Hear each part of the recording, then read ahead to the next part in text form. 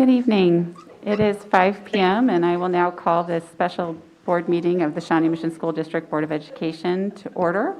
The first item on our agenda is the Pledge of Allegiance. Please join me in the pledge. I pledge allegiance to the flag of the United States of America and to the republic for which it stands, one nation, under God, indivisible, with liberty and justice for all.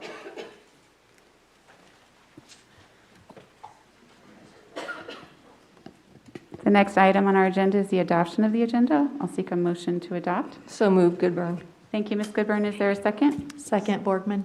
Thank you, Ms. Borgman. All those in favor, please say aye. Aye. Aye. Are there any opposed? Okay, hearing none, that passes 7-0. The next item on our agenda is the approval of an update to the 21-22 mitigation plan, and I'm going to turn it over to Dr. Hubbard for just a moment so she can give us some information. Thank you, President Owsley. As you all know, the county commissioners voted today 5-2 to mandate universal masking in elementary schools through 6th grade. And our current mitigation plan allows an opt-out option for staff, and so therefore it is not in compliance with the mandate of the county. So in front of you, I have provided two proposals. Proposal C, the only change in Proposal C from what we currently have are the updates from the county commissioners. So the intro paragraph just basically says we'll be following the mandate of the county, and then there's a piece in there that allowed staff to opt out, so that has been removed so that staff can no longer opt out to meet the mandate. And then we just added in there the county language around a mask exemption. So Proposal C is in front of you, and that would completely bring us in compliance with the county mandate. Additionally, I was asked to look at a proposal that would include pre-K-12, and so you have that in front of you also, which is Proposal D.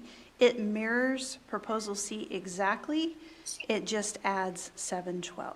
So with that, I'll turn it back to you, President Owsley, for discussion, and we would be glad to answer any questions any board member may have. Okay. I'm not sure how much discussion board members have questions for this evening.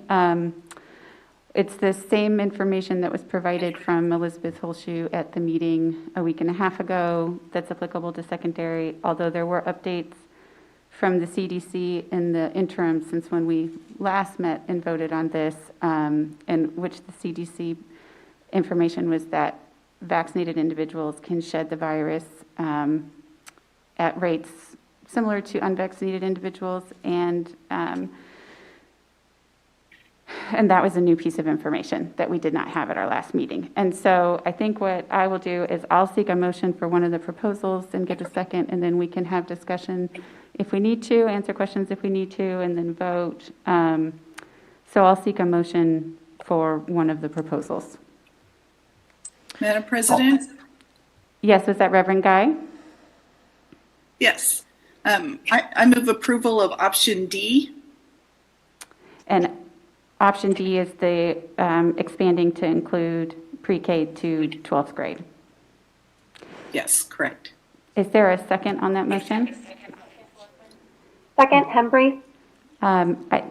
Thank you, Ms. Embry. I think Ms. Borgman made the second right before you did the advantage or disadvantage to the technology there. So we do have a motion and a second. Is there anyone who has questions or wants to have additional discussion at this time? President Dr. Owsley, I Hubbard? would just like to add just one thing in regards to the pre-K-12, which this is a repeat of things that our team said at the last meeting. I would just throw out there the reminder of what our thought exchange said for secondary, for both middle school and high school, excuse me. And then also the concern that we have regarding enforcement. If we go this route, we'll give it our best shot, but we don't have the mandate standing behind this at 7-12. Thank you. Are there any questions for Dr. Hubbard? Dr. Sinclair?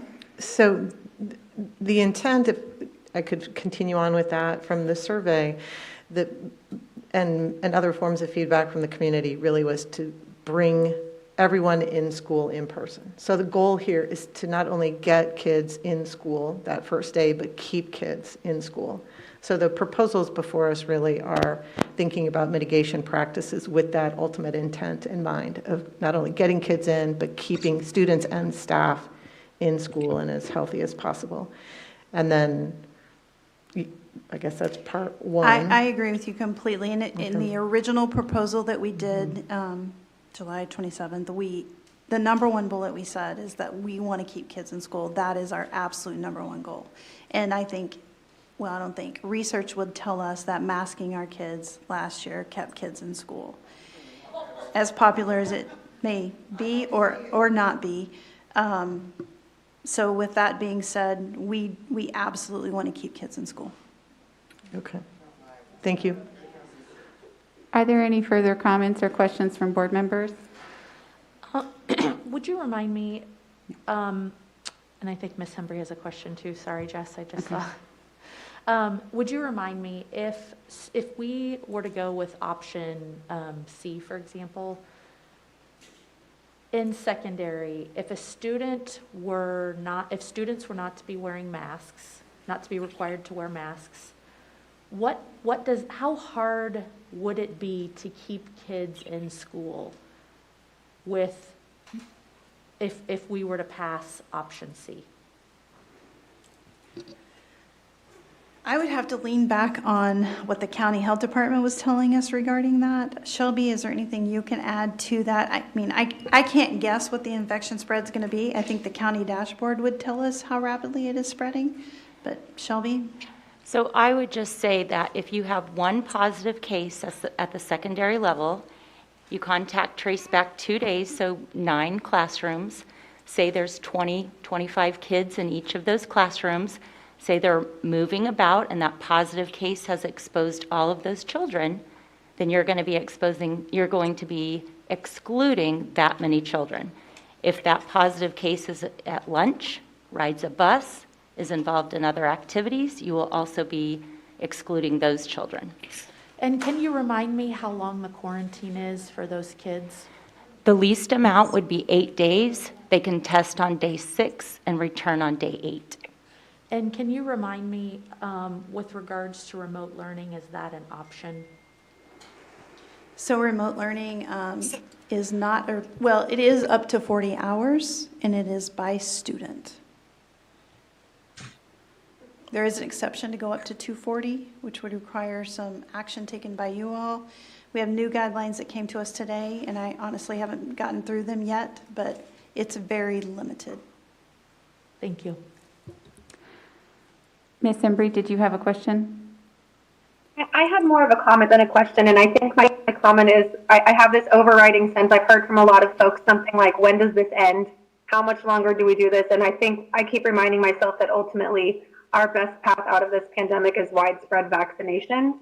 So I would just invite our administrators and all of us to keep our eye on that prize of whatever it is we can do as a district to encourage as much vaccination as possible amongst our students and staff is really, I think, going to be the most critical thing, or we're going to be having the same conversation every August until we get to that point where we feel like this is behind us. And again, vaccinations are our way out of this. Masking is important, an important bridge till then, but vaccinations are what we really need to focus on. So I'm happy to do the mitigation that we need to do, but I also want to make sure that we're really focusing on what we can around vaccination.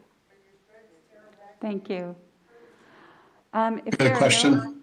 I'm sorry, who was that? Was that Brad, Mr. Stratton?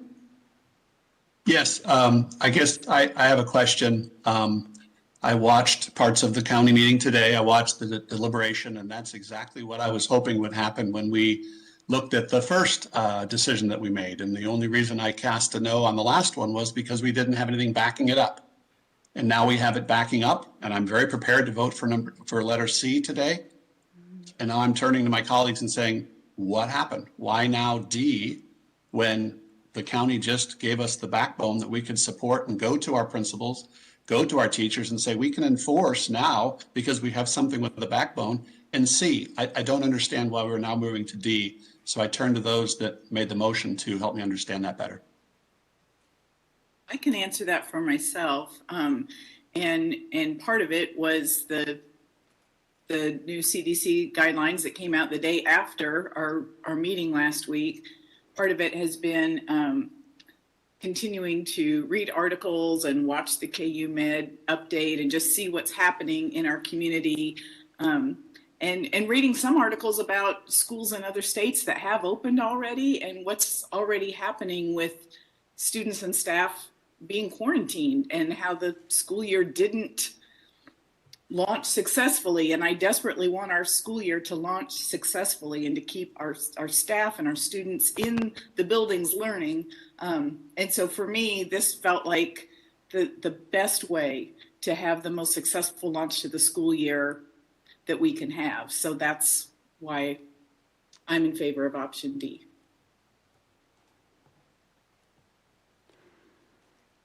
Do you want to, as the Yeah, second? so, yeah, I mean, I'm just going back to the requests and the number one concern of the SMSD community, and that's in-person learning. And just as Ms. Rebeck and Dr. Hubbard have stated, that if a student is exposed, that's 8 days of quarantine, and children have limited remote learning hours. I mean, that's a long time for a student to be sitting alone, you know, in his or her home, in their home, and not having access to quality education. We have to do everything we can to keep our students in school. And that's all students, not just a certain group of students. Go ahead, Dr. Sinclair. The other component to this, again, stemming back to not only getting kids in school, but keeping kids in school. So the other two pieces for me are the fact that this new version of Delta this new version of the variant of the virus has an R0 of 8 and a shorter incubation period. The opportunity for mistake, or the window for opportunity for spread, is so much faster. So that if we start off the school year with peak of a community wave, and we start the first week of school, the rate of spread is so much faster than previous variations of this virus. So I feel like it would go exponentially faster without an opportunity to be responsive. So part of that is thinking about how to start off successfully without a knockout right in the beginning. And then we also have the opportunity to look and see what happens in a couple of weeks, or however much time it takes to understand where the rate of spread is going, and the difference in the mitigation of mask or no mask.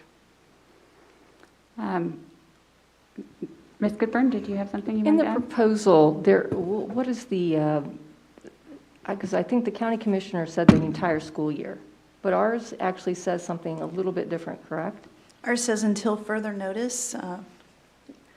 We played with this a little bit, and we ended up leaving it there because if the county changes, we would change, or if our rate, we couldn't change unless the county does change.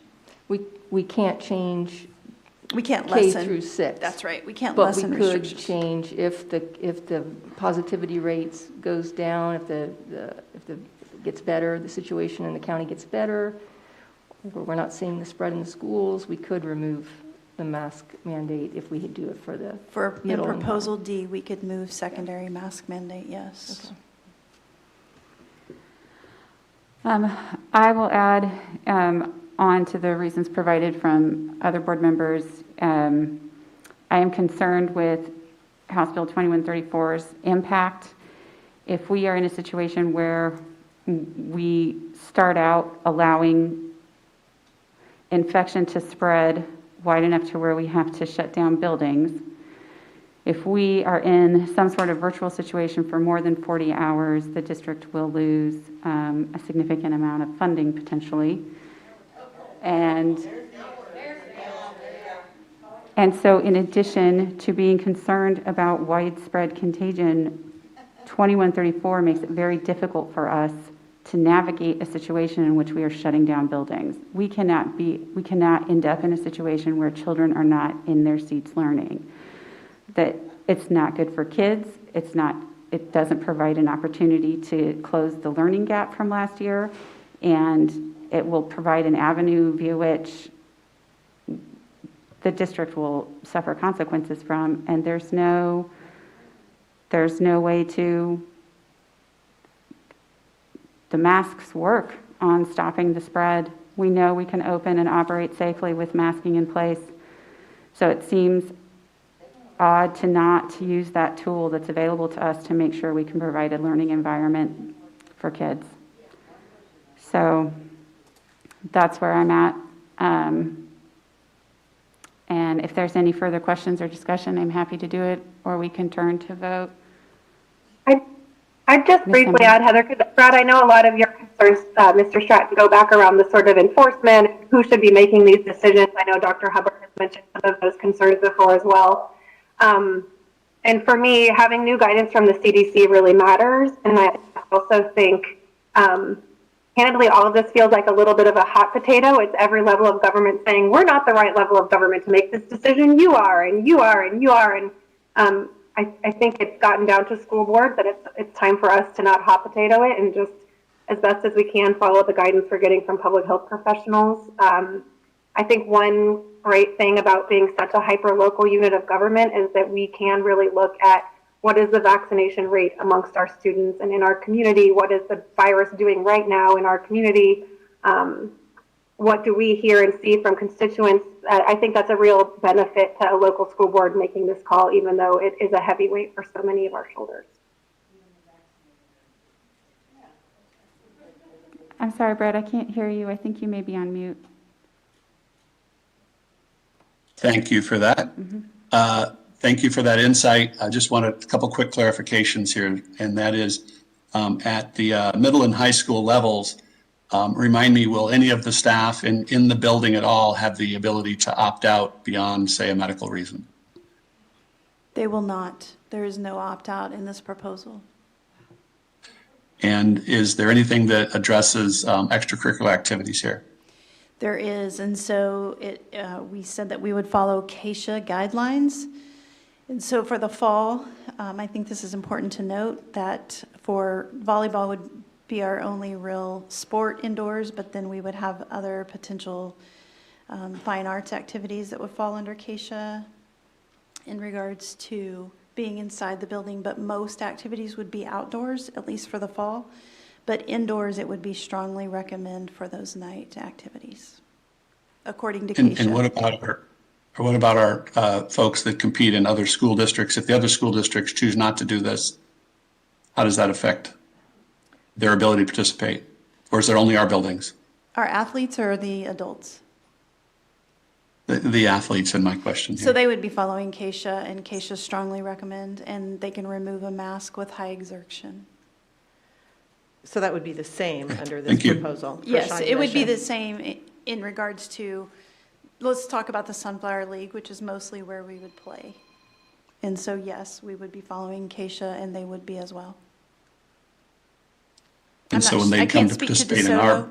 I can't speak to DeSoto because they did go to universal masking. I would have to look at their plan specifically, Mr. Stratton, to answer that 100% for Okay. athletic. Thank you. Are there any further comments or questions? I'm not seeing any, but we'll take any if there are. If there are not, Terry, I think we're going to roll call this vote. Okay, Heather Owsley? Have we made a? Oh, I'm sorry. Yes, there We was a did make motion and a second. Sorry, I'm sorry. That's okay. Go ahead, Terry. Heather Owsley? Aye. Mary Sinclair? Aye. Jamie Borgman? Yes. Sarah Goodburn? Yes. Laura Guy? Yes, Jessica Hembry? Yes. And Brad Stratton? No. Okay. Aye. 6-1. That passes 6-1. Thank you, everyone. We have one final item on our agenda this evening, and that's comment from board members. I can go down the dais. We can start with Jamie and work our way around. Sure, thank you. You know, this is a decision that the board decided, not administration, not teachers, not building staff. And so I would just ask the community that please give grace to our teachers, to our staff, to our administrators. And We're going to let Jamie finish speaking. I appreciate you being here and being in the audience and participating in this. This is not anything that we had signed up for, and this is impossibly hard. So I'm just asking that for our community to please place the blame on the board and not to teachers and building administrators and any other staff. Thank you. Thank you, Ms. Borgman. I'll just hit us here before I move online because I don't know what the seating arrangement is right now. But so, Dr. Sinclair, do you have any final comments for this evening? Thank you. I do not have any comments. Do you have any comments, Ms. Goodburn? I'll just say quickly, it's a tough decision, and I am sorry that we're in this situation and that the numbers in the county have continued to go up. But at the end of the day, I had to watch a funeral on Monday. My husband's cousin passed away from COVID, so.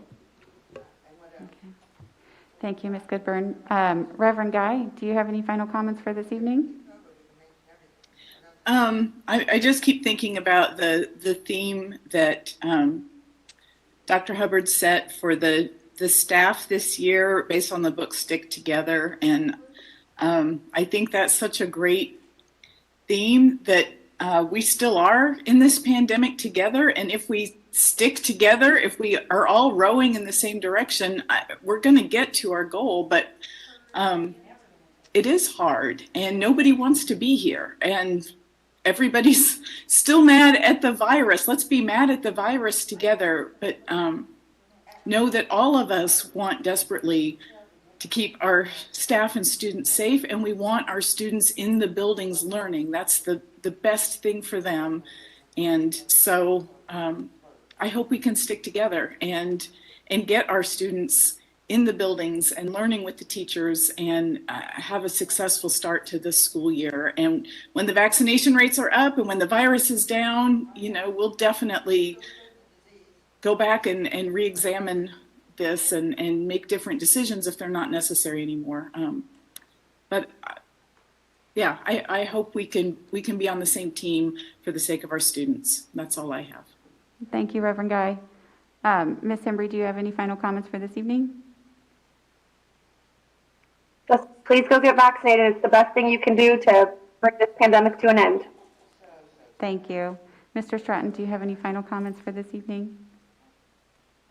I'll just reiterate what I said earlier, and that is that I was fully prepared to reiterate the county's decision today and to stand by that. And I was very pleased with their conversation and their ultimate decision today.